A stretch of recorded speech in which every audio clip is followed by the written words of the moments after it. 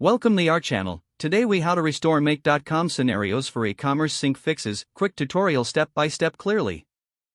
To restore make.com scenarios for e-commerce sync fixes, start by logging into your make.com account. Navigate to the dashboard and locate the scenarios section. Click on the scenario you wish to restore. If the scenario is disabled, enable it by clicking the toggle switch. Review the event logs to identify any errors or issues. Click on the Run button to test the scenario operation. Observe the execution results in real time. If errors are present, take note of the specific messages for troubleshooting. Access the scenario editor by clicking on the scenario name. Inspect each module to ensure all settings are correct.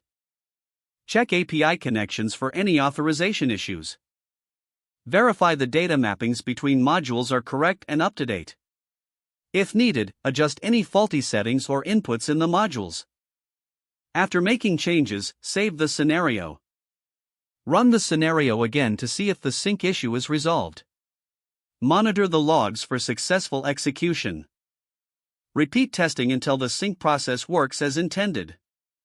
Once confirmed, document any changes made for future reference. If the page does not load, refresh the browser or try again in a private or incognito window. Make sure you are using the correct email address, then retype it carefully to avoid small typos.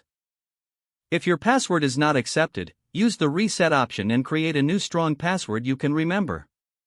Check your spam folder for verification or security emails, then complete any requested confirmation steps. Enable two-factor authentication if available to improve account security and reduce unauthorized access risk. After signing in, review your profile details so your contact information and settings are accurate and current.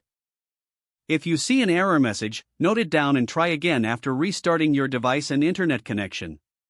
Log out when you finish, especially on shared devices, to keep your account and payment information secure. If the page does not load, refresh the browser or try again in a private or incognito window. Make sure you are using the correct email address, then retype it carefully to avoid small typos.